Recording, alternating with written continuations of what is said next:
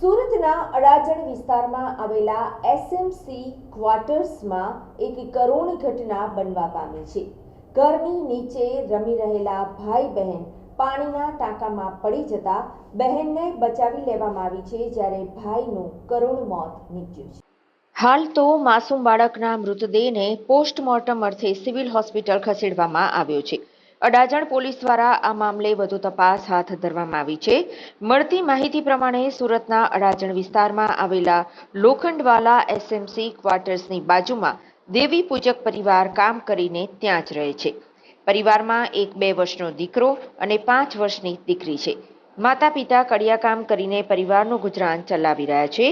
હાલ એસએમસી ક્વાર્ટર્સમાં જ માતા પિતા કડિયાકામ કરી રહ્યા છે અને સંતાનો પણ ત્યાં જ રહે છે। માતા પિતા કામમાં વ્યસ્ત હોય ત્યારે બાળકો ક્વાર્ટર્સમાં નીચે રમતા હોય છે। આજે બપોર બાદ માતા પિતા કડિયાકામ કરી રહ્યા હતા ત્યારે 2 વર્ષીય બાળક તેની બહેન સાથે નીચે રમવા ગયો। અંડરગ્રાઉન્ડ પાણીના ટાંકામાં બંને માસૂમ ભાઈ બહેન રમતા રમતા પડી ગયા હતા।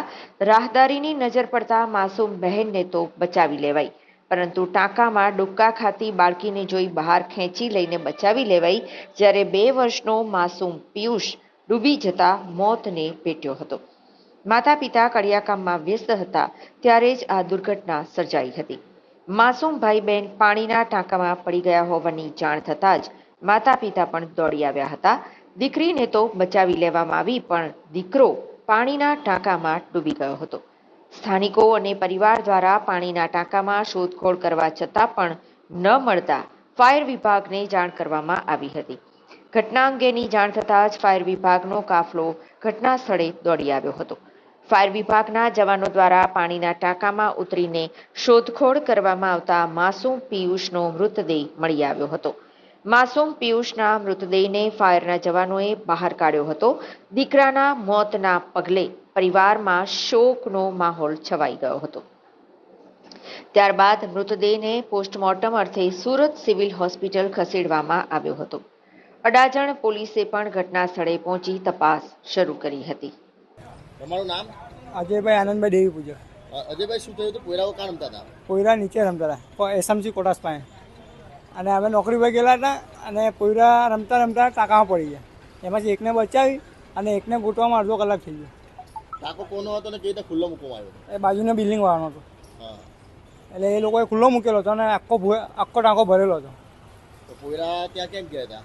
એ રમતા હતા નીચે એસએમસી કોટાસ પાસે રમતા ત્યાં બધા પોયરા નીચે રમે। તમને કેવી ખબર કે પડી ગયો છે? એમાં મને ત્યાં દોસ્તોનો ફોન આવ્યો એમ કે 2 છોકરા પડી ગયેલા છે, એના ફોટો મને બાળીને મોકલો। તો મેં કહ્યું આ તો મારા ભાઈના જ છોકરા છે। મેં કીધું તમે કાશી અર્જનને આવાસમાં આવી ગયો, એ સમચી આવાસમાં। કેટલા વર્ષે પોયરા? એ આયરો ઓફ થઈ ગયો, 2 વર્ષનો છે અને એક છોકરી છે 1.5 વર્ષની છે। તો કોણ એમ કેવી રીતે ખબર પડી કે આમાં પડી ગયા છે?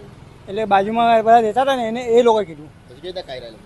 એ આપણે ફાયર કયું ટેમ્પો ફાયર ટેમ્પો મંગાવેલો, એ લોકોએ કાઢ્યા। સાહિલ ઘટના બની, કઈ રીતે બચાવ્યા અને કઈ રીતે? એમાં 2 છોકરા નીચે રમતા હતા ગ્રાઉન્ડ ફ્લોરમાં પાણીની ટાંકીમાં। તો રમતા રમતા પેલા લોકો સામેવાળા ગટરનું ઢાંકણ ખુલ્લું મૂક્યું હતું પાણીનું। તો રમતા રમતા 2 છોકરા પડી ગયા।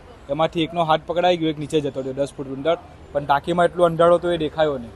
પછી અંદર હોડખોડ કરી તો પણ મહિલાને પછી ફાયર બ્રિગેડને જાણ કરી, પછી ફાયર બ્રિગેડ આવીને કાઢ્યો છોકરાને। છોકરાઓ ત્યાં કેવી રીતે પહોંચ્યા? નીચે રમતા રમતા નીચે ઉતરી ગયા। તો ટાંકી કેમ ખુલ્લી રાખવામાં આવી? એ હવે કોઈ ખુલ્લી મૂકી હતી નીચે। કેટલા વર્ષના હતા? શું? એક 5 વર્ષનો છે છોકરી, ને જે ઓફ થઈ ગયો તે 2 વર્ષનો છોકરો છે।